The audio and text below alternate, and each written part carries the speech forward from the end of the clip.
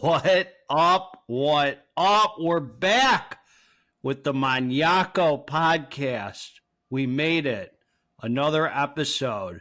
And Shelby, you want to plug your stuff? Plugs. Well, I'm a therapist. I'm a personal trainer.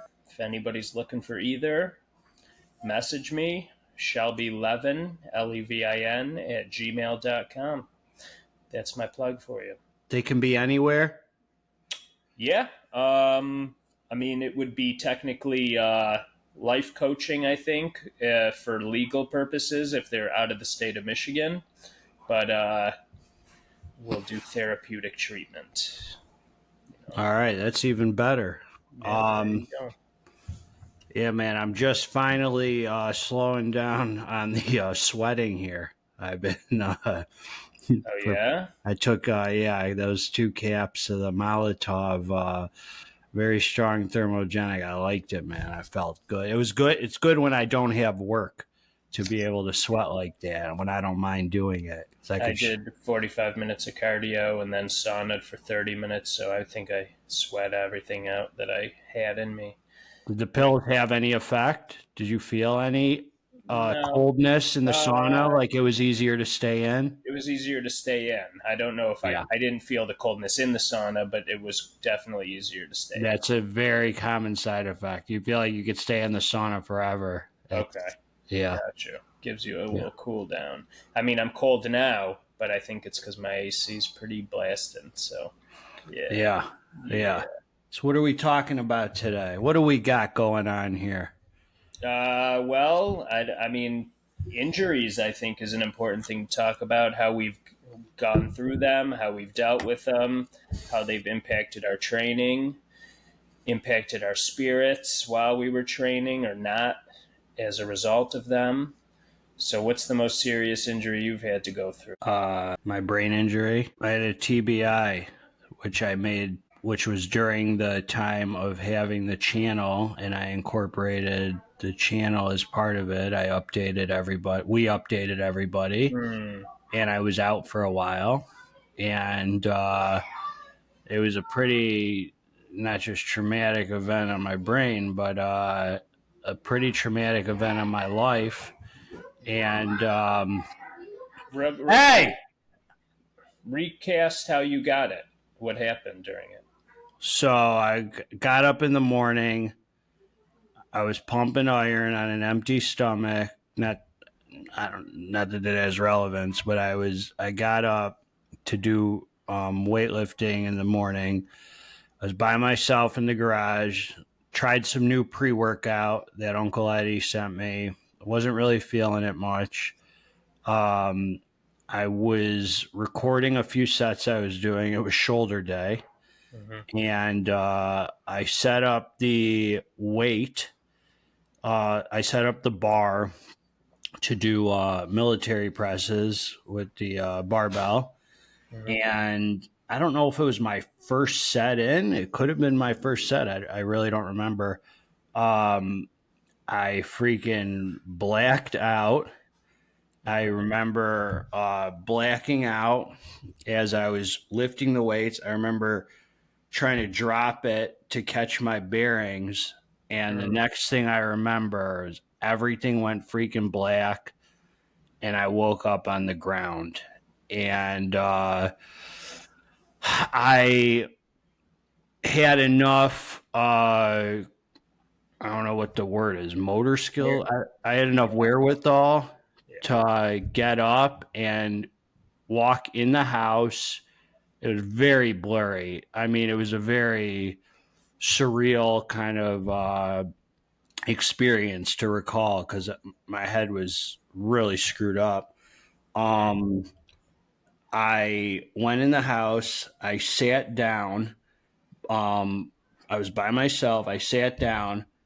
And I said, something is freaking really wrong. And I opened up the front door and tried to get some fresh air and stood out there for a few seconds. I think it was cold out.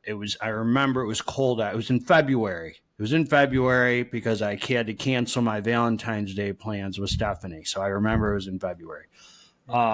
So it was nice and cold. So I was like, let me go outside so I can cool off. And I just was like, it's not getting better. Like my head was spinning or something. Like it was hard to describe. I was not all there. And I said, dude, I got to get my brother. And you were living with me at the time. And I went upstairs and you were sleeping. And I woke you up.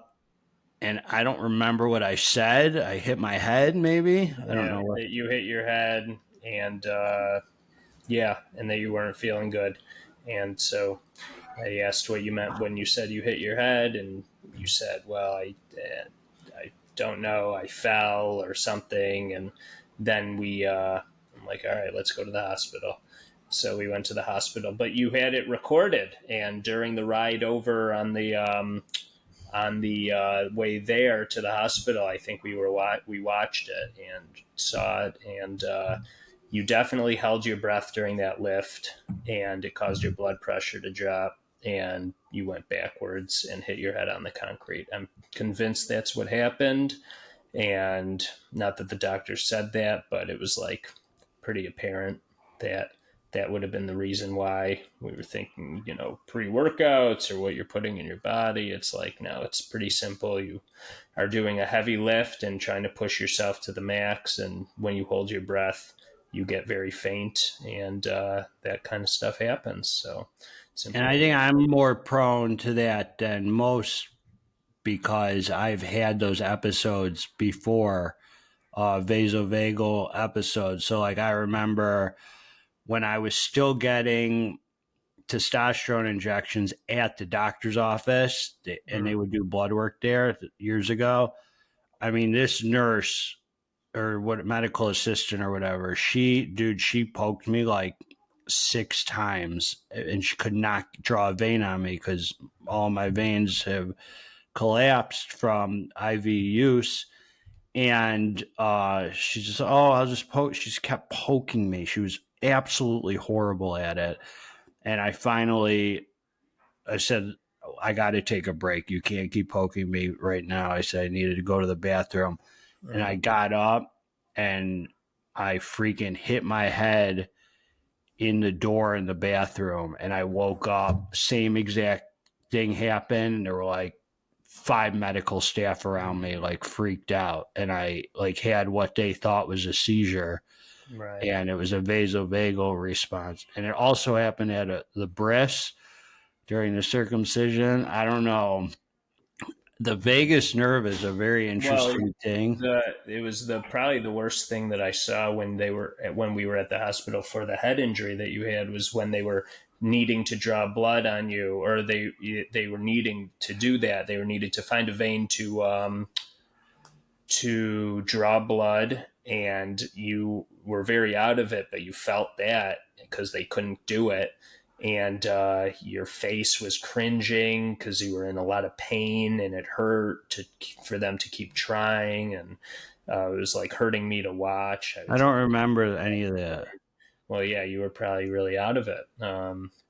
They were trying to draw blood and they couldn't, and they kept poking me. Draw blood, and they were poking you, and they were trying to go into different areas of you to try to find a vein, and it was like you were in a lot of pain as a result of them, because they were having to probably dig in there for some veinage, and it was not happening. So they had to bring in a specialist with a ultrasound machine to find a vein on you.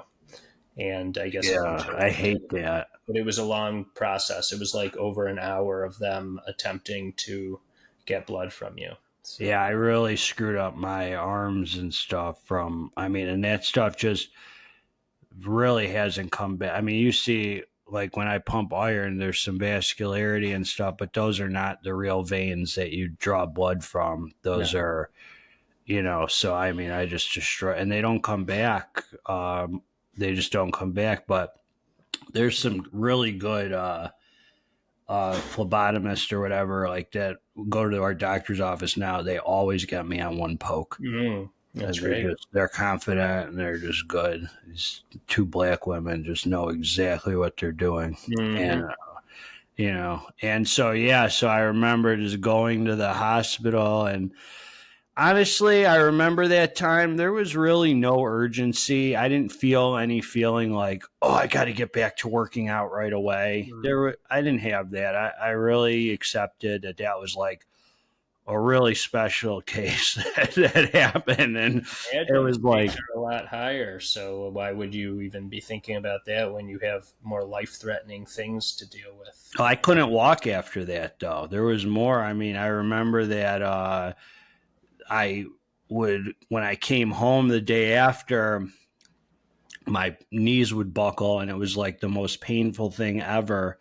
And Stephanie was helping me, and my one neurologist found out that there was blood trapped in the bottom of my spinal cord that bled out of my brain. I had 2 or 3 skull fractures and multiple brain bleeds, and blood seeped out of my freaking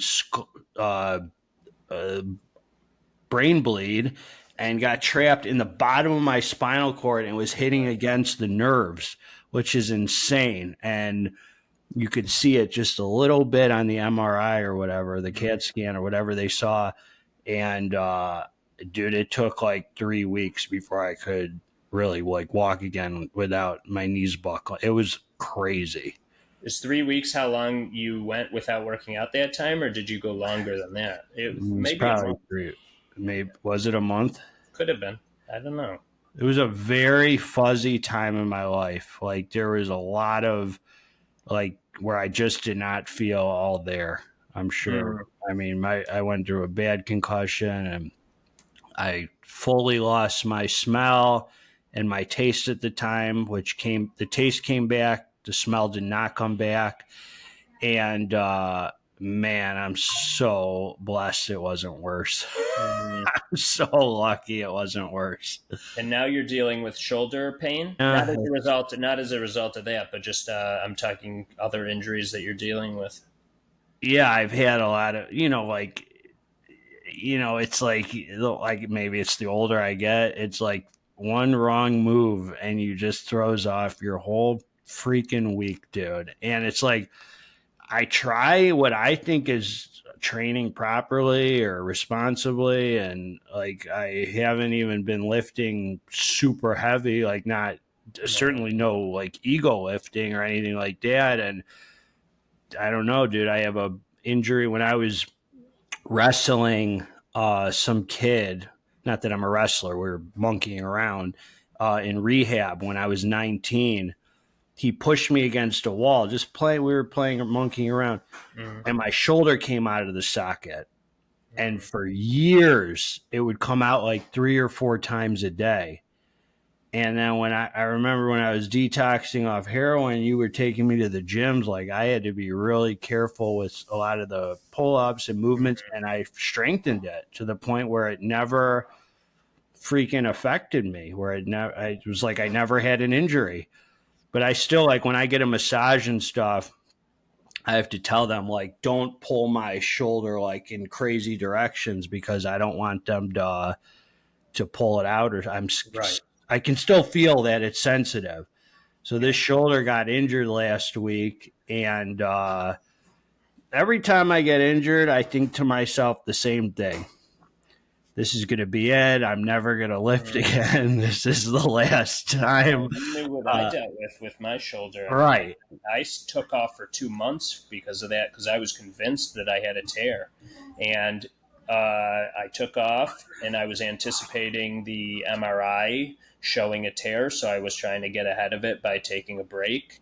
And the MRI showed nothing, which to me was mind-boggling. I mean, I could lift, but it was all pain-related. And the more weight that I had no range of motion in it, whatever. And so I took a chance of going to a massage therapist who really knows the body well, and just to hopefully give me, even if it was like 10% relief, I just want something that's going to help me. And meanwhile, it was the cure, because apparently what it was I mean, maybe there was some inflammation there, but I had tightness from other areas that were restricting my shoulder ability. And so, with massage in the right areas, my lats, my biceps, where my biceps tendon connects to my shoulder, she was able to relieve all the pressure that was pulling on my shoulder and causing all that pain.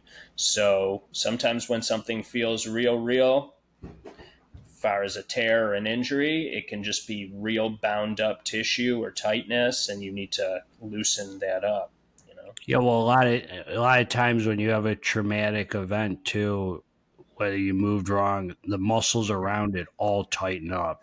Well, yeah, like I'm thinking that's like reminds me of like neck and trap area, stuff like that. Yeah. I mean, doing one of those turns and then knowing that you're going to have a couple days of just restricted movement and stuff. Oh yeah, and I could feel it before it happens almost. Like I could feel like there's a lot of times where I'll get injured where like a couple sets before I'll be like, you better be really careful because you could tell you're on the verge of moving. Like it's almost like it almost is there, but it's not yet. And then it just takes a little further and and you're injured. I mean, we both pulled our backs, and I pulled mine, I think probably 4 or 5 times at least, to the point where I can't breathe. The first when it happens, you just can't even breathe because terrible. It takes away the oxygen. It just, you can't. And man, those can last. They can last for anywhere from a couple days to like a week. And we bounce back pretty quick. We do. But it's funny. And I do, I stretch and I do the massage weekly now. I treat myself to that. Weekly massage is amazing. It definitely is preventing me from having more stuff than I would have.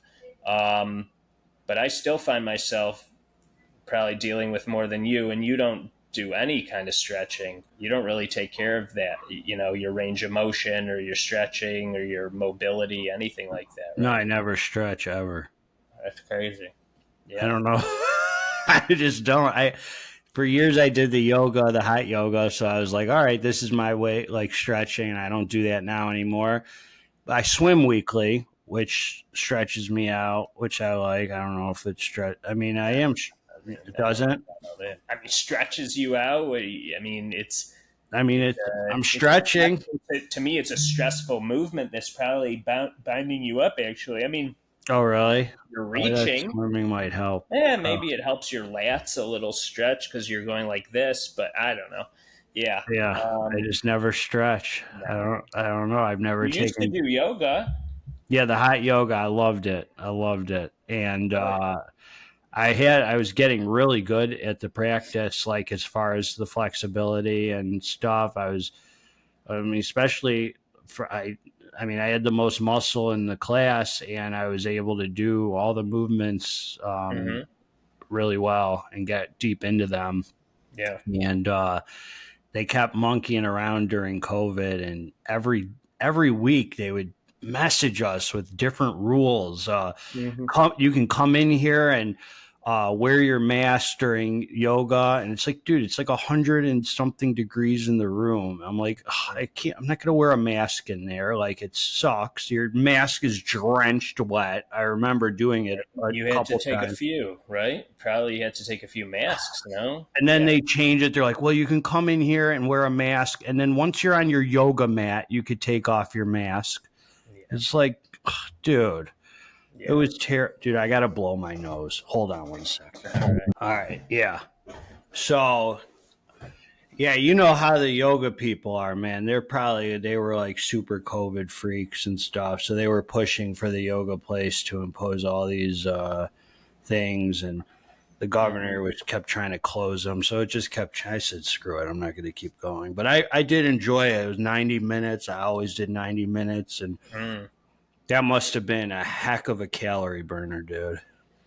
It is, for sure. I used to do yoga every night, and mine was only, I think, 60 minutes. I mean, it was heated, but and I loved the sweat. It was a great feeling. But again, it's one of those things that I did for like very strict for months, and then I let it go. So it wouldn't be a bad thing to get back into. It's just like I love my routine now of I split up my workouts. I do cardio separate from the weights, and then it's like, okay, well, when am I going to make the time for an extra thing? Yeah, well, I considered it like I do 5 cardio sessions a week. If I did yoga twice a week, I counted those as 2 cardio because, dude.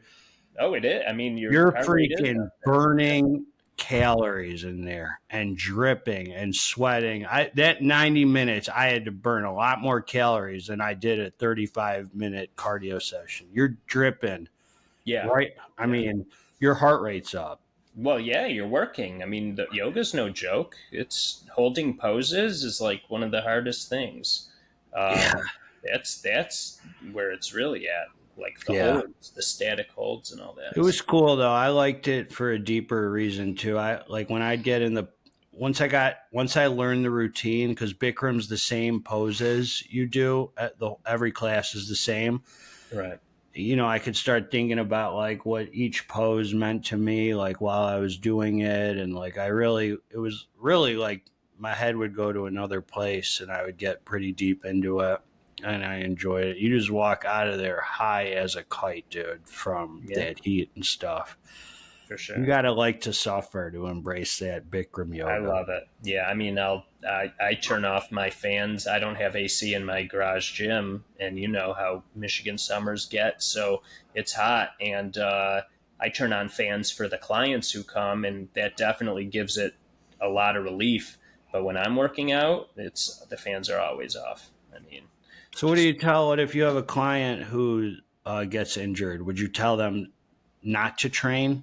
It all depends what the injury is. And a lot of the times I tell them to come in so that I can see if there's anything that I can do about it. I have my Hypervolt massage gun.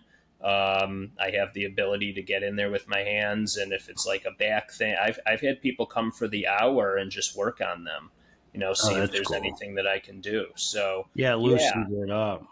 Yeah, at the very least, it loosens it up. And then there are certain things where it's like, well, my legs are, I'm injured here, but I still want to work out. So we stick to upper body or vice versa. So just depends. It all depends on what the injury is. But you gotta, if I'm going to question it, I'm going to play it safe. Like if there's any doubt in my mind, it's like, okay, you got to relax and rest and take care of yourself.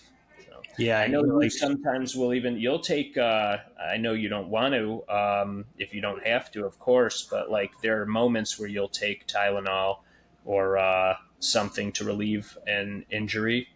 Only Advil works. Advil. Because it's an anti-inflammatory. I normally take it, I guess, when I am prone to some sciatica pain. So that's when it really helps, when I get nerve pain and stuff and I feel real tight. I get it down my legs and stuff, and I take it, especially during caffeine withdrawal. I get horrible sciatica pain. You're right. And the Advil, it's like magic. Yeah. And I used to just torture myself and be like, I'm not taking it. But now I just take it. Yeah. No. And but I always like, even when I'm sick and stuff, like during COVID, I didn't work out at all. When I had COVID, I had the Delta one, and it freaking hit me like a truck. And so I didn't work out for weeks. And I took off too, for sure. I just don't. Yeah. I took off for at least 5-6 days. I'm sure longer. Yeah. When you're sick, it's rough. You got to follow. There are certain rules like that you got to go by when you're sick. Whether it's a common cold or whatever, it's like it wasn't even rules, dude. The way I felt, there was no way. No, well, I was going to train. I was like, dude, it knocked me on my butt. And, it wasn't even a thought. Can I work out? Well, you should, if you got vaccinated, it probably wouldn't have hit you as hard. Yeah, okay. And the other thing is, I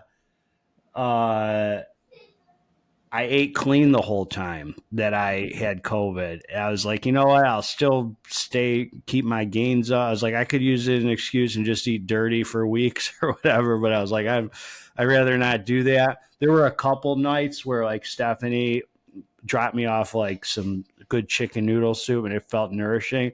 But dude, let me tell you something.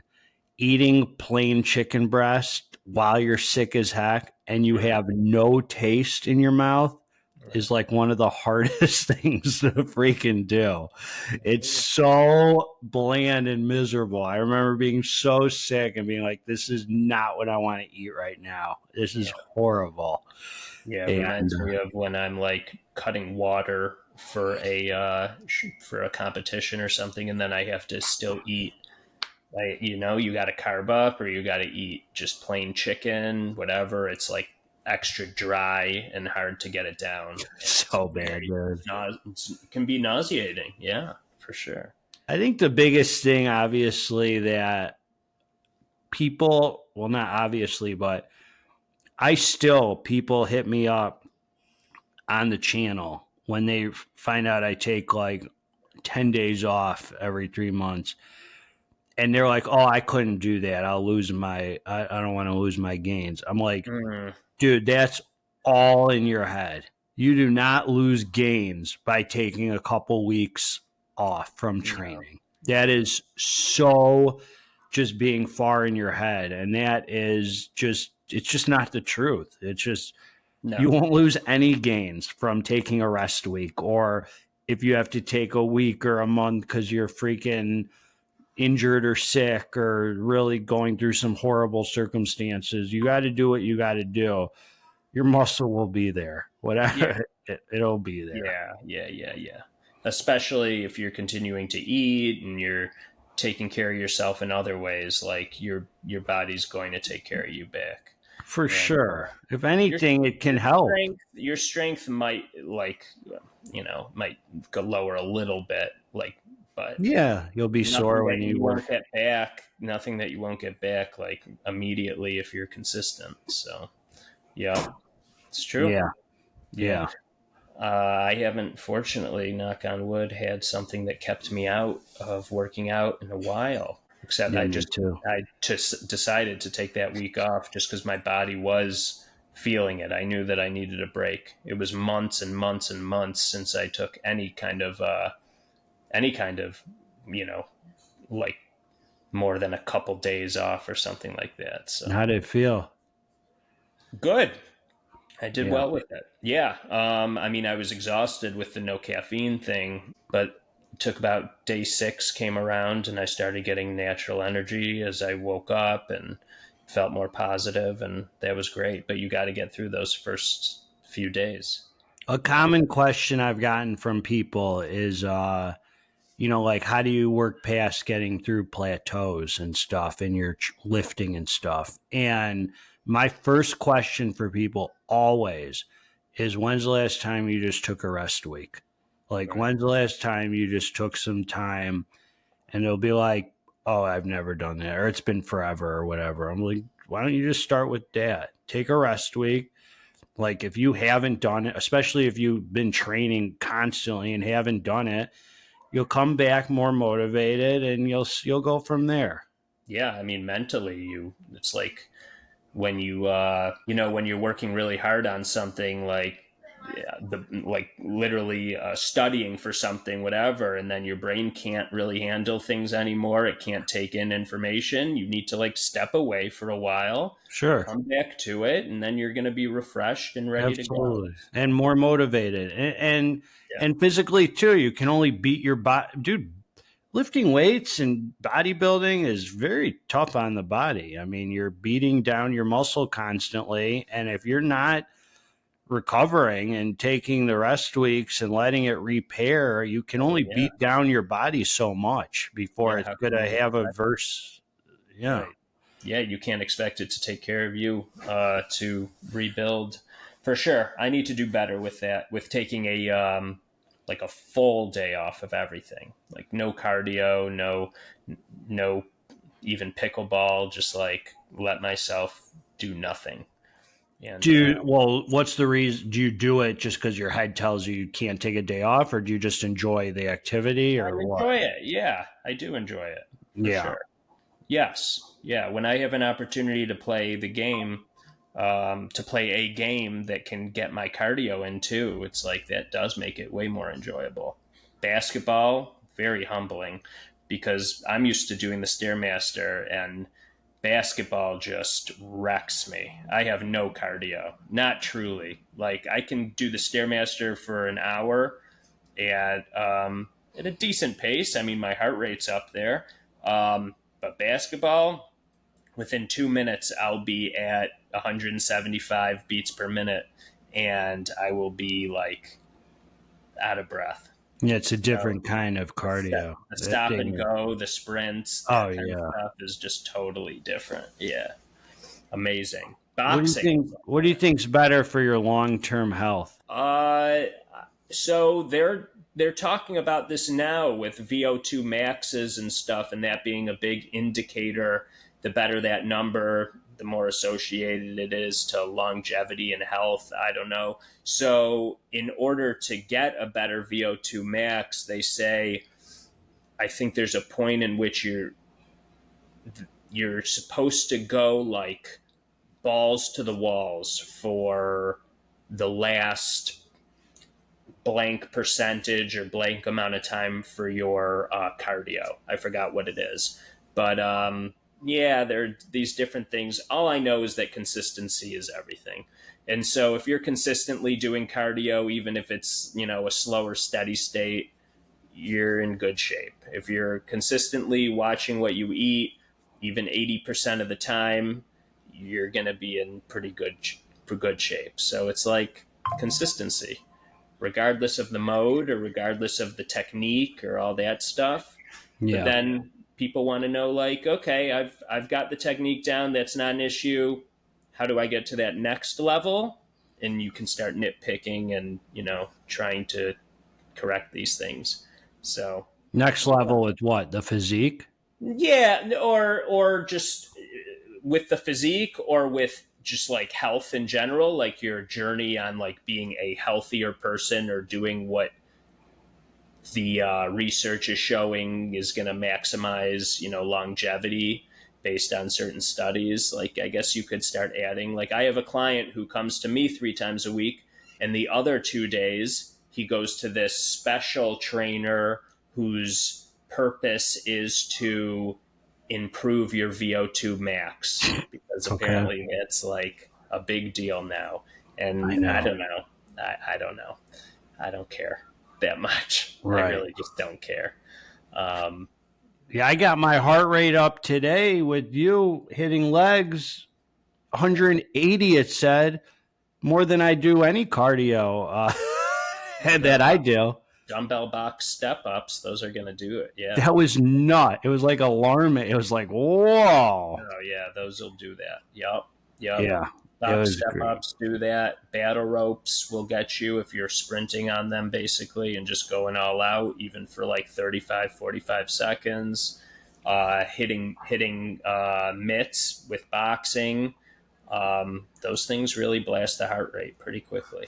Yeah, my cardio is very steady state, and I don't do sprints and anything anymore. I especially don't want to do sprints because what it's going to do is tighten me up more than I want to be tight, and then that will take away potentially, a lot of the ease for sure of getting through the next cardio session. And I like to do 5 days a week, so I'll like whenever I do legs. The next couple days after, because of the delayed onset soreness, my cardio is tougher to get through as a result. Like I'm just tighter, my hips need more opening and all of that. So yeah. Well, all 5 of your cardio sessions are the same thing, the stepper? Yeah, usually at least 4 are, and then maybe a 5th right now with the weather being nice will be some sport outside. Which is great. Yeah. Yeah. See, I do the bike when it's nice. I'm biking and I'm swimming and I'm doing the stair mill. So I get 3 forms a week, and it's a good change up. People ask you questions about cardio related stuff All the time. They want to know how, just what my regimen is and how long do I do the sessions for. I've always, I don't know where we got the number, but 35 seems like it was like a half hour. It was like a half hour cardio plus like a 5 warm up or whatever, just to make sure you did it. Get the heart rate up to the point where you want, and then like stay there for 30 minutes type. Yeah. Like I'm good if, like, for me, my cardio goal is the watch has to hit 300 calories in 35 minutes. 300. I'm always going for 350. 350. Okay. So I usually hit 350, but it's just, I have to get at least 300 in 35 minutes. And, as far as like where my heart rate stays at, I prefer it above, 130 to 140, 150, but 130 to 160 is fine. I'm not too picky about where it's at exactly. No, exactly. I mean, it definitely post work, if I'm just jumping right into it right after a lift, mine is going to be higher. If I'm doing it cold without anything before it, it's usually going to be in the 120s to 130. Right. So it takes me a little longer to get that through. Yeah, and then like if I'm doing it non-stim in the afternoon, like I could see the difference between the first thing in the morning, like on a fat burner, that definitely helps increase the heart rate. Especially some of the ingredients like alpha yo and stuff. I mean, that makes it real easy to, like a Synodrex or something, gets your heart rate up easier. Yeah. And my cardio is always best on a high stim Saturday. After that, I'll go longer just because I want to take advantage of it. So I go between 45 minutes to an hour on Saturdays, and feels good. Yeah, I just like the water retention benefits. It just definitely gets me feeling really tight. Yeah. Especially after the weekend, dude. Yes. Especially after the weekend, because... when you're salt, and then the salt starts, through the sweat, stings your eyes a little bit, you have some more work to do. Oh, I know when it's Monday and I can hardly fit my ring on my finger. Every Monday. And then by Tuesday it slides on with the quickness. I'm freaking, dude, I blow up. I freaking blow up. For sure. It's great though. Screw it. When you see the patterns enough, because you do the same thing and you see, like on the scale, you and I know that on Saturday mornings after a Monday through Friday clean week, Saturday mornings are where we'll be at our most optimal weight, whatever that means. And most accurate, tightest, lowest. And then after Saturday and Sunday cheats that we do, that Monday you're going to be I ain't weighing in on a Monday. and then therefore by like Wednesday or Thursday it really comes down, and then Saturday comes and you hopefully hit another goal. So I mean, it's a cycle. If I wasn't cheating on the weekends, my calories wouldn't be as low during the week. Right. I mean, they'd probably stay good at 2,200 or something instead of going down to 17 or whatever after the weekend.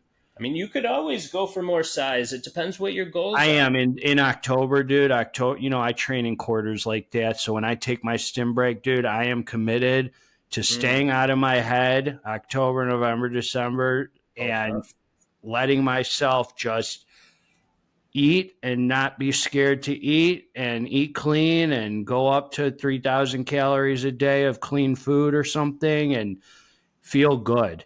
I just want to feel good and enjoy it, and it's much more enjoyable. It is. I mean, you have to be okay with not looking as tight.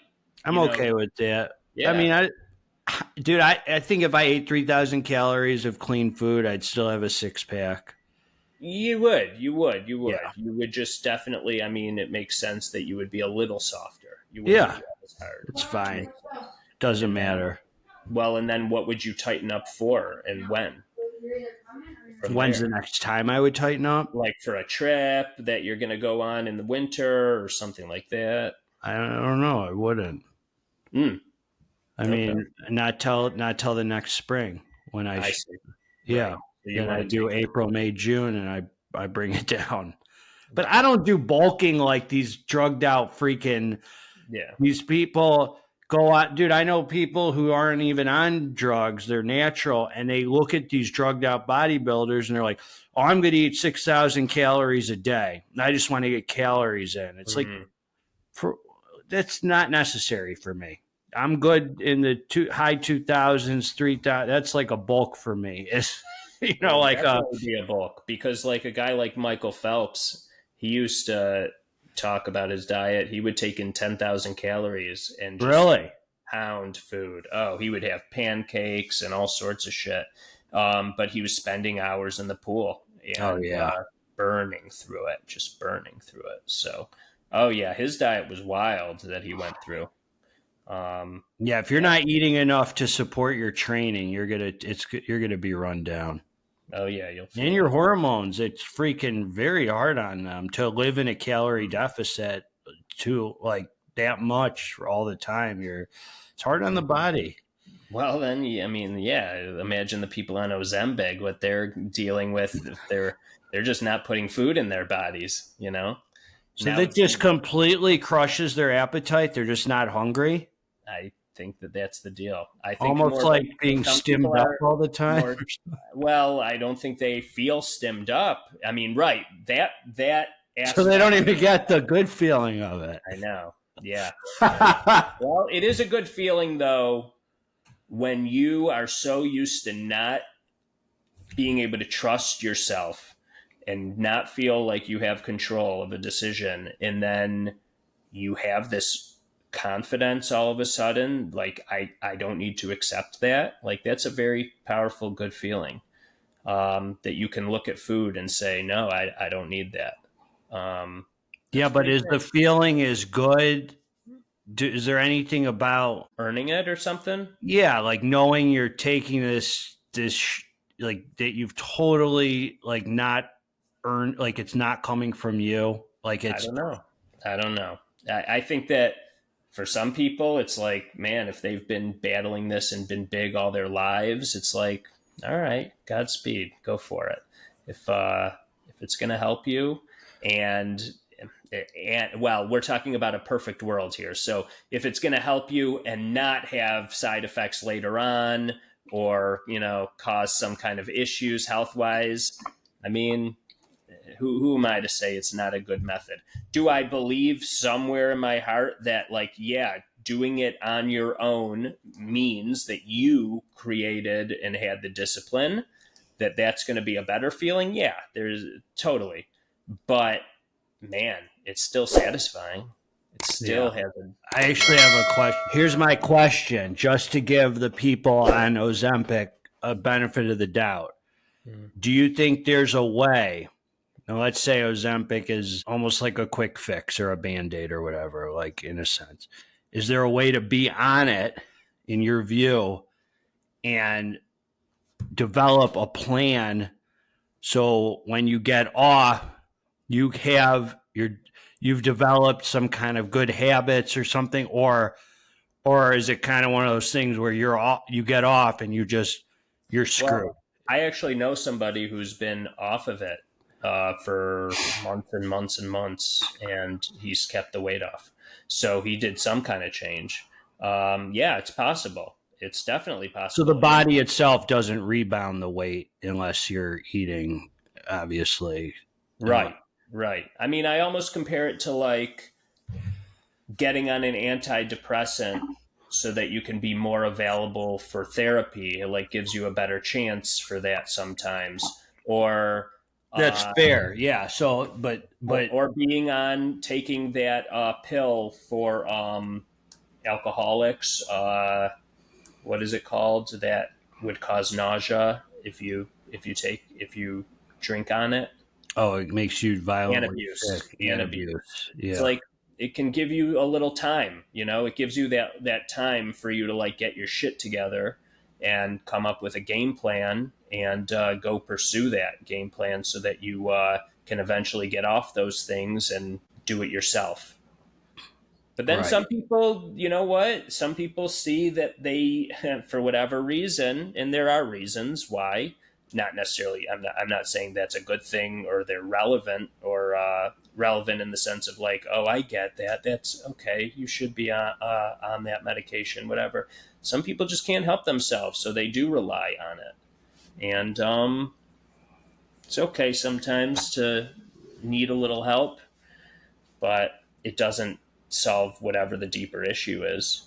I mean, as long as you're okay with that part, like, yeah, I have an issue and it's not solved, so I got to take this for. Yeah, but when you say, when I hear like people can't just help themselves, it like takes responsibility off them, kind of.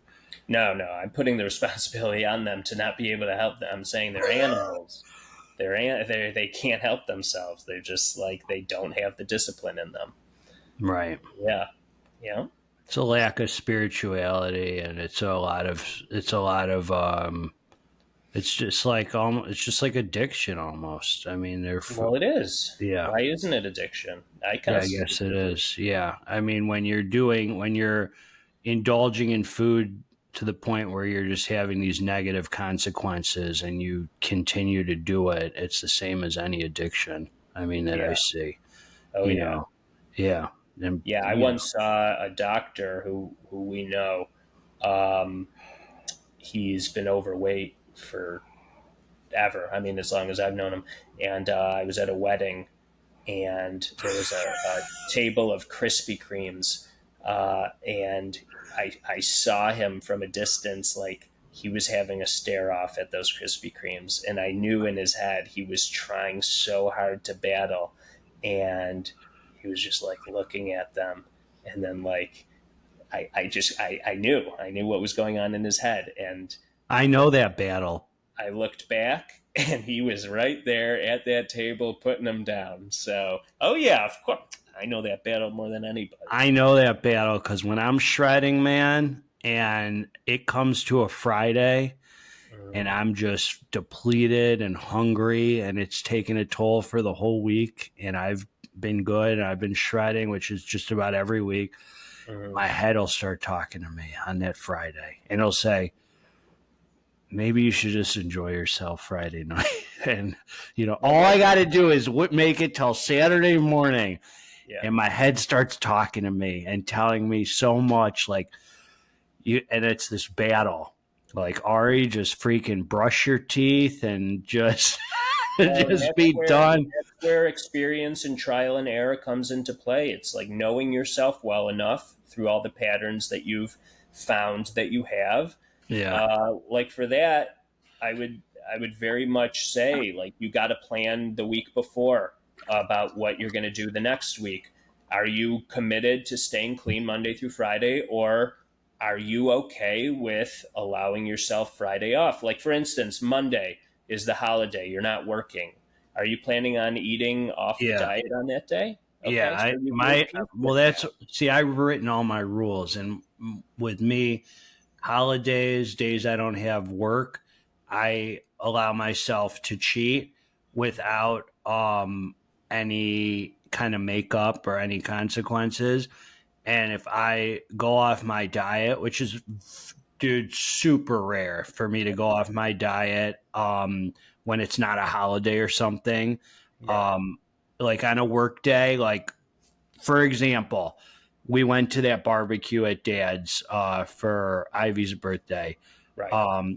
I ate burgers that night and whatever.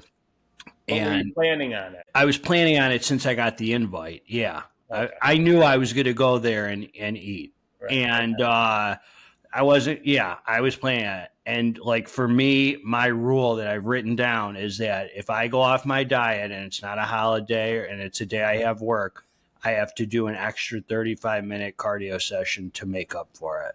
Mm-hmm. And not that mitigates the calories I ate, but it first of all, it makes me think twice and say, is it worth freaking getting up on a Sunday on your day off where you just want to rest and doing this cardio? Or are you going to be happy you didn't eat and now you won't have to do the cardio?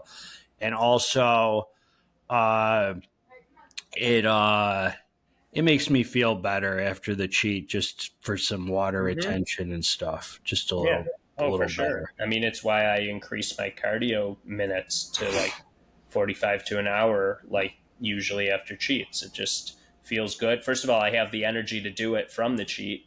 So using that energy. Yeah, it does. You are some of my best sessions are after a good, dude, when I'm on vacation and I'm pumping iron and I'm like, man, I feel great.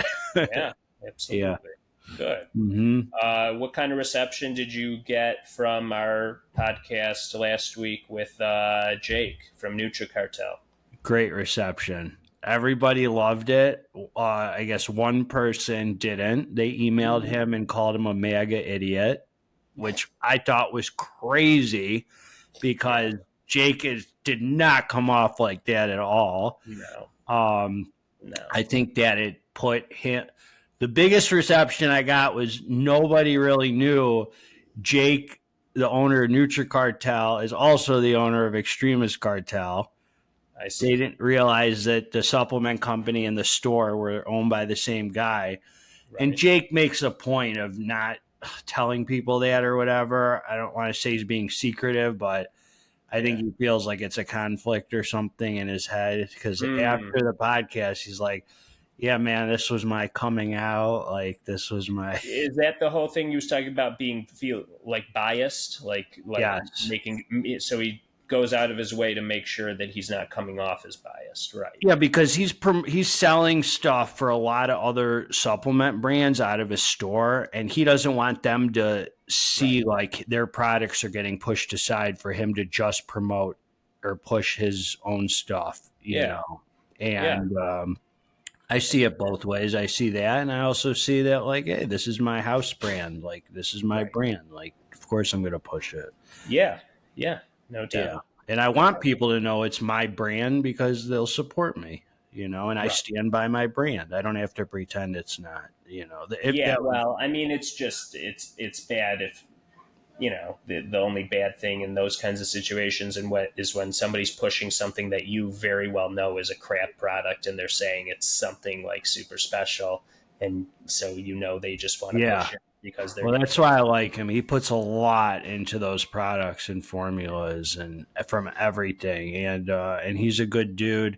And I think that it got 1.1 thousand views so far, which is a lot. And for the to get people to watch something for an hour is not easy, you know. Right. And it's not like I could do a 10-minute pre-workout review that gets 1,000 easy, but it's easy to get someone to watch something like quick like that. It always is. Yeah.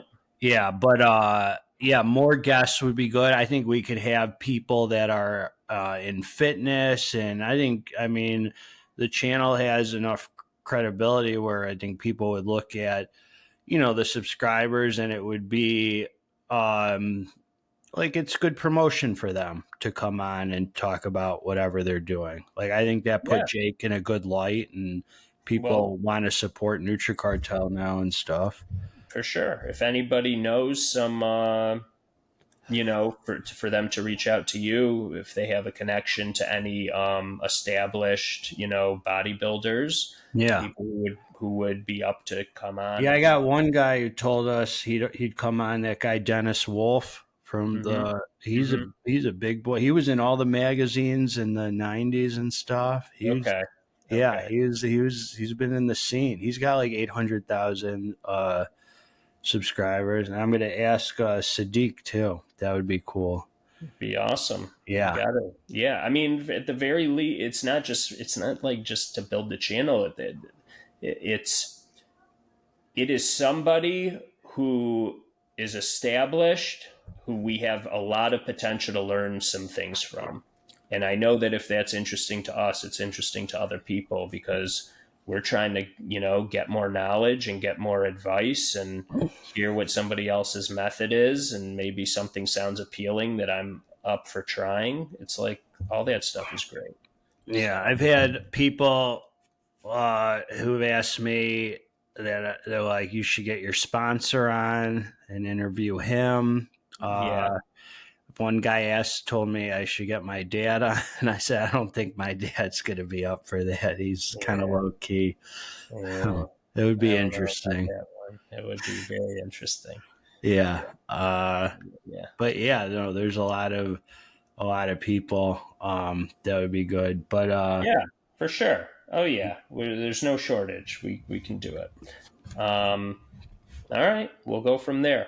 And if anybody who's watching seems like they're interesting enough to want to come on and you got a story, you got to have a reason. I mean, right? So present it. And we never even talked about the scar on the back of my leg. We were going to talk about. But how somebody did you get that scar? You want to know how I got these? The for the person who hopefully sees this, who I told you I'd talk about on the podcast, I used to have, as I talked about on here, I've collapsed the veins in my arms, so it got to the point where I was shooting up in the back of my legs because there were good veins there for a while, and I got some very horrible abscesses and staph infections in the back of my leg, and I had to go to Cedars-Sinai Hospital in Santa Monica, in Los Angeles, California, and I stayed there over a week, and they had to put me out and lance it and drain it. It was the size like this big, and my girlfriend at the time, Michelle, they rolled a cot in, and she stayed with me there for a week, and they were giving us both meals, and they had me on IV. I had a horrible fever while I had that. It was like the worst fever I've ever had, and they put me on IV called vancomycin, which is their strongest antibiotic to fight it. And I've been in Cedars-Sinai a couple times for abscesses. The other one was on my left wrist. It was like the size of a grapefruit, dude, and they had to do the same thing there. And I mean, it was when you first came back to Michigan and you had to go see our family friend who's the doctor. That was right after this. Did he do anything for that as well? The infection didn't fully go away from this, and I was getting a fever and stuff. I had a fever the whole way back on the Greyhound moving home to Michigan, and he gave me oral antibiotics, which fought it off finally. Good. And then the truth is, the reason I wasn't fighting it off is because I never stopped getting high, and I wasn't allowing my body to fight it off. Even in the hospital, Michelle was running downstairs and meeting the dope dealer, and I was getting high in the hospital. That's how bad my addiction was. While I stayed there for a week treating this, I was still doing heroin. No days off. No off season. No days off. No. So, it was really like, if you didn't know me then, like, my addiction took me to absolutely right on death's doorstep, and I spent a lot of time really sick in motels with fevers and stuff, got to the point where I had to go to the hospital, and they would ask me what happened, what's this from, and my lie to them was, I used to be a drug addict, IV user, and I get reoccurring MRSA infections that keep, reoccur, which is potentially could. So they probably knew, anyone who looked at me probably freaking knew I was full of junk and out of my mind. In my head, I thought it was a great story at the time, but if I would have seen how I looked, I'm sure I looked like a complete idiot. Right. So. I used to do drugs. I still do them, but I used to do them too. I like that one. Yeah. All right, cool, man. Yeah, and leave a comment below, people, if we wing this one today, but I would really like to have, if we're not going to have a guest on, like some good plans, so we're not waiting till the last minute to to make content. So if you guys have topics and stuff, I would be glad to go with those, and please comment below with them. So that's what we got. God bless all of you. Let's get this dang muscle and hit the like button. All right, we're out. Peace.